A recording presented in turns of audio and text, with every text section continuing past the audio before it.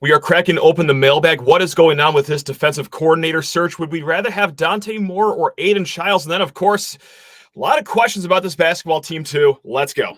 You are Locked On Spartans, your daily podcast on the Michigan State Spartans, part of the Locked On Podcast Network, your team every day.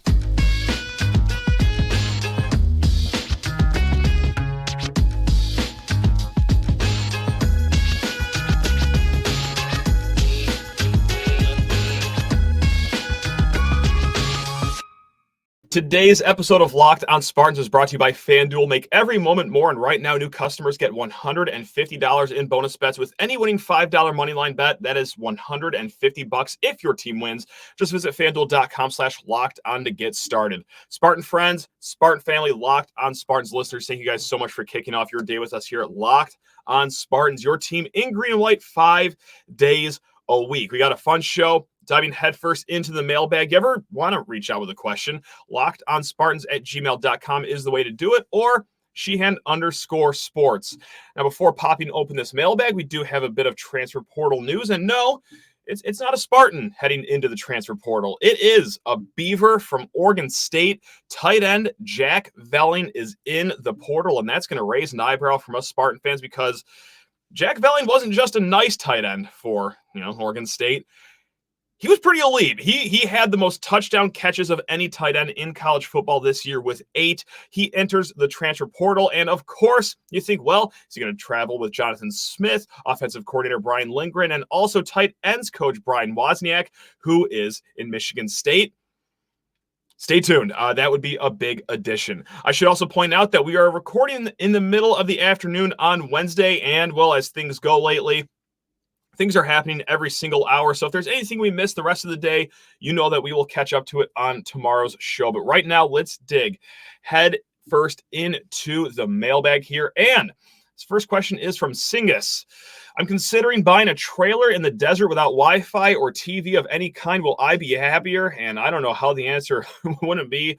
Yes, of course you would be happier. A lot of us are dealing with this recent basketball loss and this football season just fine, it looks like. And Chris asks, non-serious question, what's your favorite brand of bleach? Asking for a friend. Well, Chris, I'm done with bleach. I actually just go straight to unleaded gasoline now these days after the last few months. But no, let's get into the serious questions here. And another one from Chris. Who would you realistically call first for the defensive coordinator position? We're going to tie this in as well with Spartan Dog 23's question, forcing myself to stay awake until a defensive coordinator is announced, starting to fall critically ill, but what do you know and like about Jimmy Lake? Because, yes, that is the first guy that I would be calling right now after Phil Parker. But as the days go on, it seems less and less likely that Phil Parker, the defensive coordinator at Iowa, the Michigan State grad, is not going to be coming up here to East Lansing. So Jimmy Lake is where I kind of gravitate to. And it is kind of weird that, we're coming up on like 2 more days until official visits start rolling back into East Lansing. You guys think you want your defensive coordinator here to talk to the defensive recruits that are coming to campus? Well, Jimmy Lake is an interesting situation because right now he is assistant coach at the Los Angeles Rams, not a college team, an NFL team that is still in the midst of their season. And Al Karsten, he goes by Big Alfredo Sauce on Twitter. He points this out as well. Again, Big Alfredo Sauce on Twitter. Go follow him. Plenty of great stuff on his account. He pointed out that last season, the Rams offensive coordinator, Liam Cohen, was headed to Kentucky to also be their defensive coordinator or offensive coordinator. And that was announced on December 9th, but it wasn't going to be made official until January 10th when the Rams season finished. So it could be a case of, hey, they're going to wait until the Rams season finishes to officially bring him on as defensive coordinator if this is the plan with Jimmy Lake. And maybe that it's announced anytime between like right now and maybe early next week if it is going to be Jimmy Lake. Now, this has to be pointed out as well. Jimmy Lake, he's making a smooth $1.5 million right now to be the assistant head coach of the Los Angeles Rams. That is just, by, day-to-day work, considerably easier of a job than college coaching, than recruiting, than getting just on the ground and on the trails more times than you would in the NFL. And also, depending on who you ask, but more people like to live in nice, warm climates like you would get in LA than up here in sunny, tropical East Lansing. So it will be a tough pull, but hey, if they do it, it could happen. It just might not be official until January. But just like Al Carson points out, you can still announce it in December. Now, why do I love this Jimmy Lake guy so much? Even though when he was a head coach at Washington for all of 17 minutes, it did not go well. Well, he's got the defensive background.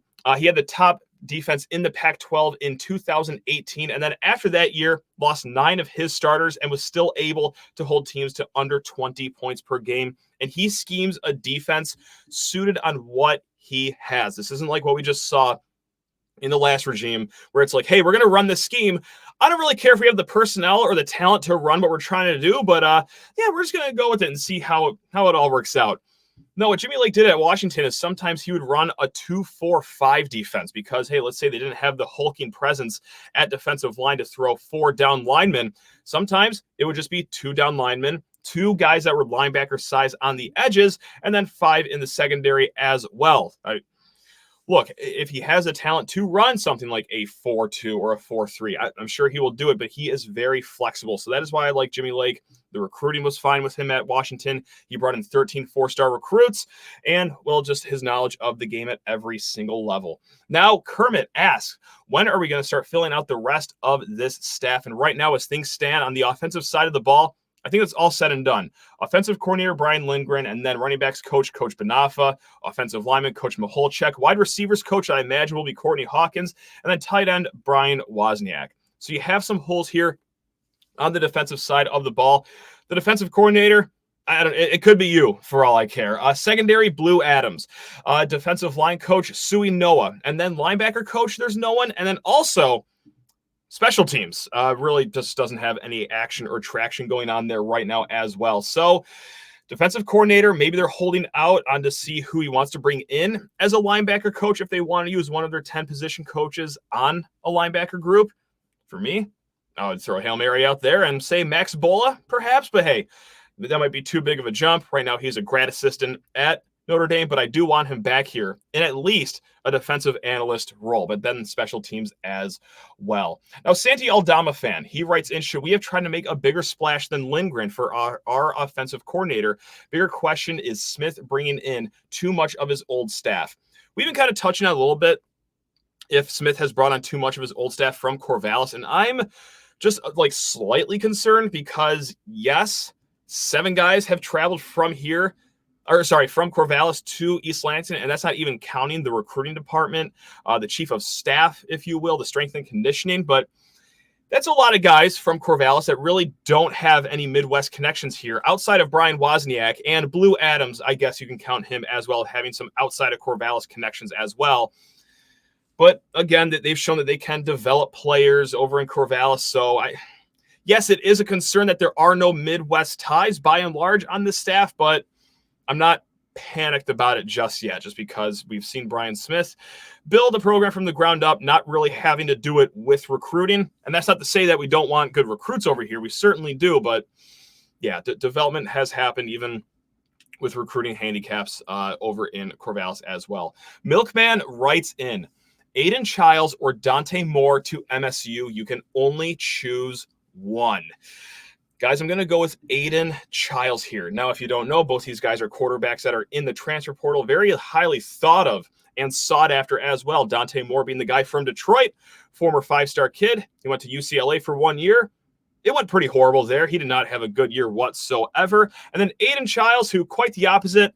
He didn't start for Oregon State, as many of you guys know, but man, the times where he did get in, he showed some flashes. He showed that powerful arm, the action that he can have with his legs as well. And no, I'm not just saying that I'd rather have Aidan Chiles because, well, that's kind of where the smoke is blowing in all this. It seems almost like a sure thing that Aidan Chiles will be coming to Michigan State. And I'm not just trying to, gas him up and hype up Michigan State fans, but no, we've seen what the floor is with Aidan Chiles in his stints at Oregon State, whereas we've also seen the floor with Dante Moore in UCLA. And my God, there's a few stories of space between the floors of where these guys are at. Dante Moore is sitting on the ground level, and Aidan Chiles is already at the 3rd floor, I think, with just where he is going to start as a quarterback next season. Also, add in the fact that Chiles did commit to Jonathan Smith. He did commit to Brian Lindgren. He is familiar with their system and comfortable with their coaching, whereas Dante Moore, this would be a whole new experience. I don't remember Jonathan Smith, flying over here, Brian Lindgren flying over here to visit Martin Luther King to check in on Dante Moore, but I'd imagine that would be the first interaction between these guys on that visit, whereas Chiles, it's already ingrained. It's already there, guys. All right, we got plenty of more mailbag questions to go, including some football, and then we will transition to the basketball court. Yay, woohoo! But first, need to talk your ear off about FanDuel Sportsbook. Gang, as the weather gets colder and the season gets older, the NFL offers stay white hot on FanDuel. Right now, new customers can get $150 in bonus bets with any winning $5 money line bet. That's right. Don't even worry about the spread. Don't worry about laying down the points. Just peruse the menu of games that you like. Put that $5 bet in there, and if you win, well, that is $5 turned into $150 back in bonus bets if your team wins. If you've been thinking about joining FanDuel, there's no better time to get in on the action. The app is super easy to use, and there's a wide range of betting options, including spreads, player props, over-unders, the same game parlays, which, look, I know the basketball season has been miserable so far, but hey, you know what? You can have some fun with some same-game parlays in college basketball. So what are you waiting for, gang? Visit FanDuel.com/lockdown and kick off the NFL season. It's FanDuel, official partner of the NFL. Also, HomefieldApparel.com. If you want to look the best of any Spartan fan, or you want to hook up any Spartan fan with a great holiday gift this season. We're talking shirts. We're talking long sleeve t-shirts, crew neck sweatshirts, hoodies, hats that are all going to make you not just look the best in your vintage logo apparel, but feel the best as well. Every day, I can't decide what I want to talk about first. Am I going to talk about how sweet Homefield looks, again, with their vintage logos that you may have never even seen before in your entire life? Or do I want to talk about just how comfortable this clothing is? Again, the t-shirts, long sleeve t-shirts, sweatshirts, they are all those comfortable articles of clothing I have in my closet. So treat the Spartan in your life right this holiday season. Or hey, if you are that Spartan, treat yourself this holiday season and also save yourself some money. When you go to HomefieldApparel.com, smash in promo code LOS23. That's going to get you 15% off of your first order. Again, gang, LOS23 for 15% off at HomefieldApparel.com. All right, let's dig into the mailbag a little bit more here. And then Bob tweets, oh boy, he writes in a great question. Hypothetical scenario. Would you rather have Aidan Chiles, but that means that Scotty Hazelton comes back as defensive coordinator, or we get Phil Parker at DC, but we get Katin Houser to come back to start at quarterback? I hummed and hawed over this question for quite some time. I've gone back and forth, but I am going to settle with, as highly as I think about Aidan Chiles, I'm going to go with Phil Parker at defensive coordinator and then Katin Houser at starting quarterback as well. Katin Houser, look, I would like to see what he can do in an offseason with some proper quarterback coaching from Jonathan Smith, from Brian Lindgren as well. But also, more importantly, Phil Parker, what he's done in Iowa with that defense year in and year out is not necessarily done with blue chip 4 stars or flashy 5 stars. No, these are guys that are 3 stars by and large, and he is turning them into defenses good enough to go to the Big Ten championship game this year. And yes, I understand that playing in the Big Ten West is a major, major factor in that, but I just look at what they do on defense, even against the Big Ten East teams, guys. Like they are a solid group. So, hey, Phil Parker, come here. Tighten up the defense. Katin Houser, you get a year of some quarterback coaching. And also, maybe one thing I got to pause with the Aidan Chiles thing is, no, having Scotty Hazelton back for another year of whatever that is not appealing whatsoever. But I do worry with Aidan Chiles because it's not like a sure thing that he's going to be great here, because I need to see what happens in the transfer portal with the offensive line. Is he going to be protected at all this upcoming year? Maybe, possibly, but I don't know that to be a sure thing. As much as I do know that, well, Phil Parker at defensive coordinator would be a sure thing. All right, this will be our last football question, and this is a good one from Kurt here. This is a MSU recruiting question. If we land the freshman from Oregon State, Aidan Chiles, who else should the Spartans quarterback to fill that quarterback room back up? And that is a fantastic question, because that's one of the concerns that we have is, hey, cool, if you get Aidan Chiles or you get a Dante Moore, what if they get hurt? Then what? You don't have a quarterback recruit. Henry Hasselbeck, he's gone. The other 3 guys are gone as well. How else are you going to fill this room other than just knocking on frat doors on Saturday mornings and seeing who is awake and not hungover enough to make it to Spartan Stadium to play quarterback? In reality, this is how I think it's going to play out. It's going to be guys from like group of 5 schools or seniors from schools that, maybe weren't even a starter at their old place. I don't think you're going to dive in here and get, a Dylan Gabriel, for example. I don't think you're going to get another flashy guy. So it's going to be guys, and these are names I'm just going to throw out here as examples, guys like a Michael Alemo, all right? He was a backup at Kent State. He didn't really play a lot, and even when he did play, it wasn't all that great. Or someone like Carlos Davis, a guy that's a senior, a guy that's played college for 4 years. He was at UMass last year. The 3 years before that, Western Carolina. He played a little bit at UMass, and when he did play, it went okay. So maybe for his last year of eligibility, he wants to be a backup at a Power 5 school instead of being a backup at UMass. Or this might be the best example possible, and maybe the most realistic name is a guy by the name of Joey Yellen.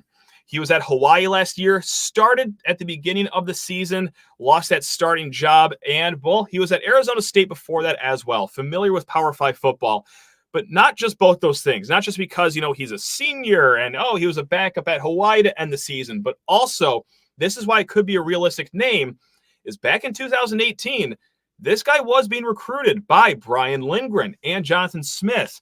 So the name Joey Yellen, again, I'm not going to claim he's going to come here, and if Aidan Chiles gets hurt, we're going to plug him in, and he's going to save our season. But at this point, you just need names. You just need bodies. You need people in that quarterback room to, hang out with Aidan Chiles and take some practice reps in the case that Chiles does get hurt. So, yeah, it's going to be someone like that, a senior that is in the transfer portal that just needs a home and is not expecting to, start at some Power 5 school and get some $1 million NIL deal. So, yeah, Joey Yellen, that's probably the most realistic name that I got here.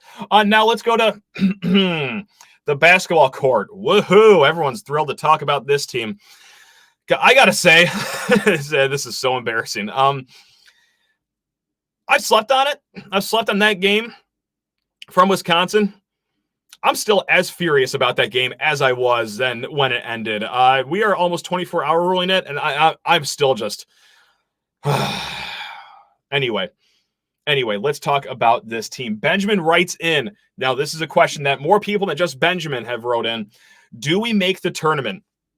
Seriously, do we? All right, guys. This might calm you. This might panic you. We'll see how, far up on the DEFCON chart you are with this season. I plugged the games into barttorvik.com. We reference that website all the time here. They have great stats. Some are very analytical. Some are very advanced. But this is a fun tool everyone can use. They line up the games. They predict whether you're going to lose that game or win that game. And you can select win or lose. I did win for all the games Michigan State is favored to win. I selected loss for all the games that Bart Torvik expects us to lose. And I put a win in the first round of the Big Ten tournament because I'm feeling spicy, and then a loss in the second round. You plug all of that in, that spits out a 21-12 record. If we just go by what is predicted, which we all know probably isn't going to happen in college basketball, but for the sake of conversation, let's say Michigan State did win all the games they're supposed to and lose the games they're expected to lose. That's a 21-12 overall record. That spits out a 9 seed. Great. Awesome work for a preseason top 5 team. But anyway, that's where we're at right now. And also, in the midst of all that, it's not that strong of a Big Ten this year, guys, because in the middle of this schedule, Bart Torvik projects you to have an 8-game win streak. It's like in that January and February stretch right there. Again, will this happen? Is it going to be chalk? Of course not. They're going to maybe win a game they're not supposed to.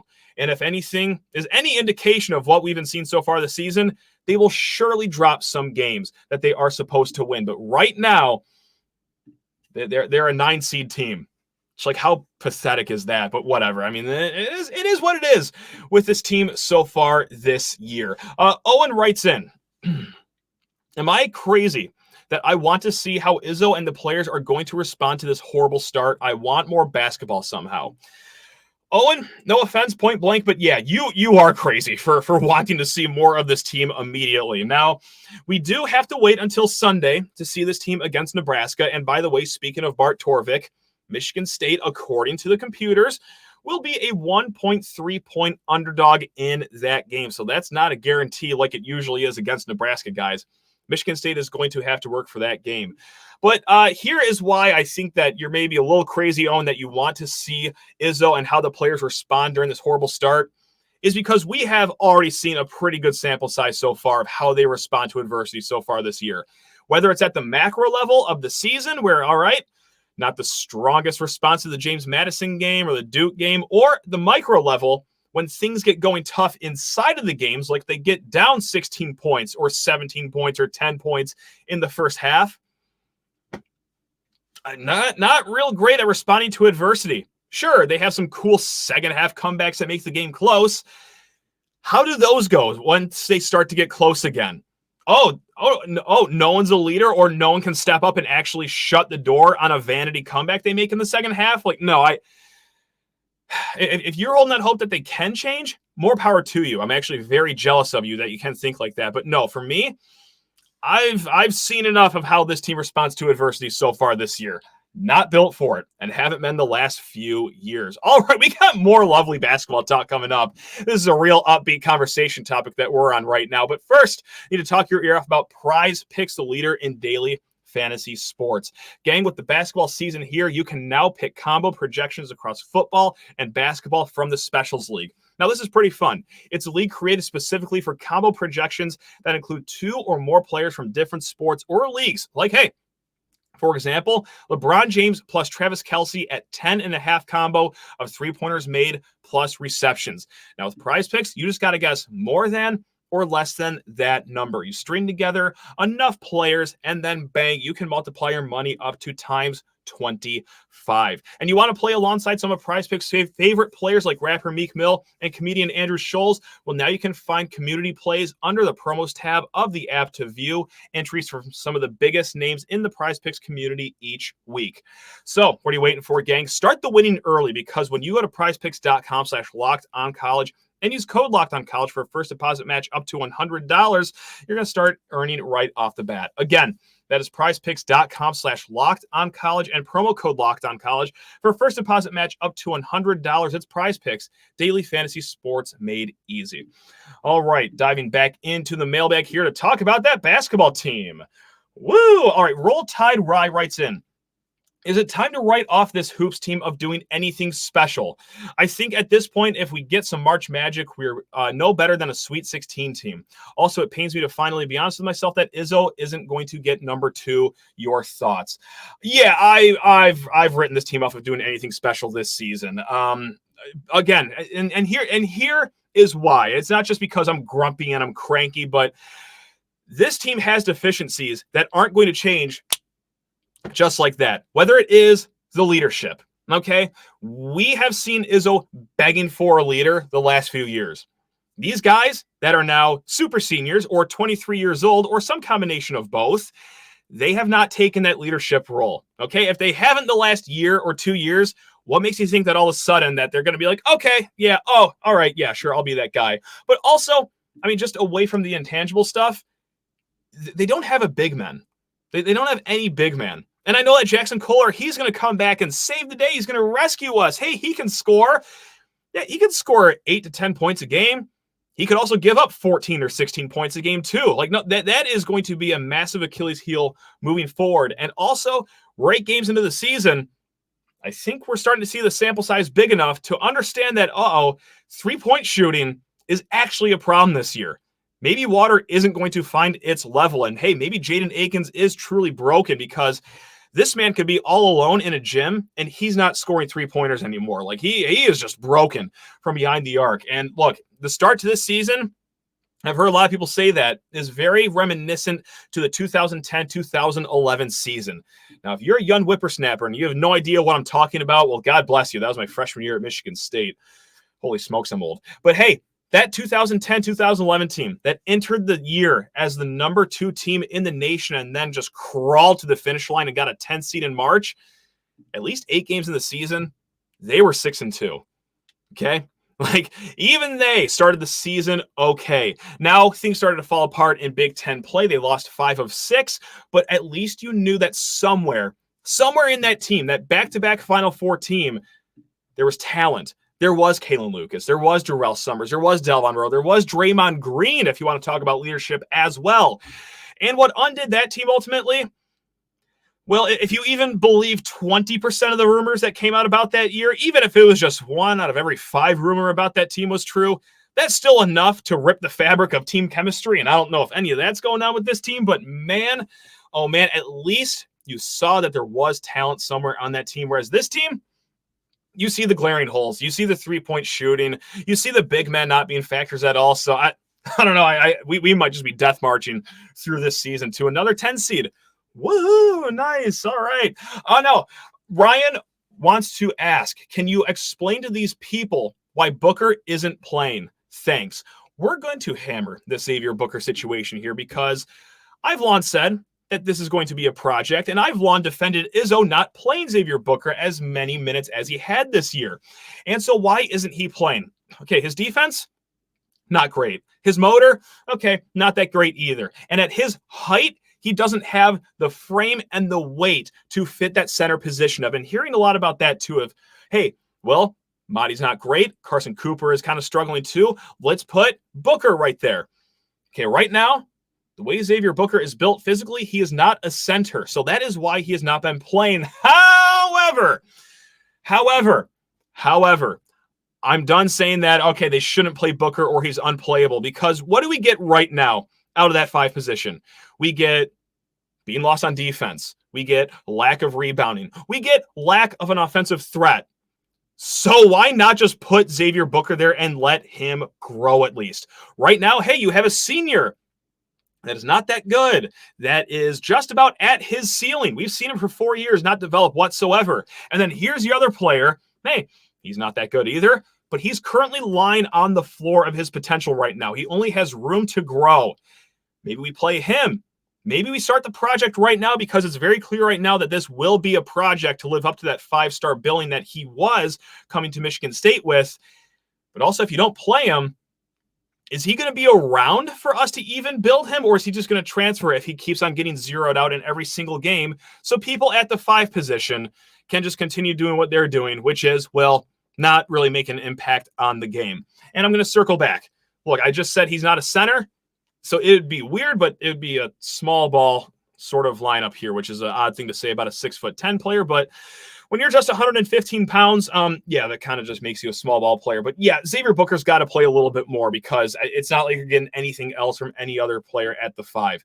All right, Gary writes in, please broach that subject everyone is afraid to ask about. Is it time to be thinking of a succession plan for the head coach position at Michigan State? This is shaping up to be the 4th consecutive disappointing season. Could someone else do better? Sure. Absolutely, someone else could be doing better right now. Someone could be utilizing the transfer portal a whole lot better. Someone could be, I don't know, scheming things up a little different, for example. But the reason that I don't really talk about the fire Izzo thing or the, oh, we got to move on from Izzo thing, just because it's not going to happen. It's not realistic. I mean, that'd just be like me choosing to go car shopping at the Maserati dealership or the Lamborghini dealership. It's like, I'm not walking out with another one of these cars anyway. It's just not a reality. Just like the same way, pushing Izzo out the door is not a reality, or forcing him into retirement is not a reality. Fair or not, this man has worked his way into the position where he's going to call the shots on his career. Like, could you imagine Alan Haller walking into his office and saying, Tom, I'm sorry, but you're fired? Izzo would look him dead in the face and say, no, Alan, no, you're fired. I'm the biggest figure at this university and have been for quite some time. Like, no, it's just the fact of the matter is that Izzo's going to call his own shots. So why don't I get on here and say, oh, we got to think of moving on? Look, he's going to be here as long as he wants, whether that's 1 more season, whether that's 20 more seasons. It just is what it is. Maddie Rose writes the last question that we will hit on right now. It is, as it stands today, what is your confidence level that Izzo can win another one? It's low. It's pretty low. It's very low, actually, based on everything that we've seen so far this year. And also when you look at, hey, next year, what about next year? You could be losing, and I know no one's going to miss a lot of these players, but Hogard, Hall, Tyson Walker's out that door. And then, okay, who's going to transfer away from this team? Well, Jaden Aikens leave. Is this freshman class going to stick around? Oh, and by the way, are you ever going to get a big man? And I know that people like me cry for a big man. Hey, go to the portal and get a big man. But in all reality, you know what there's a shortage of every single year in the transfer portal?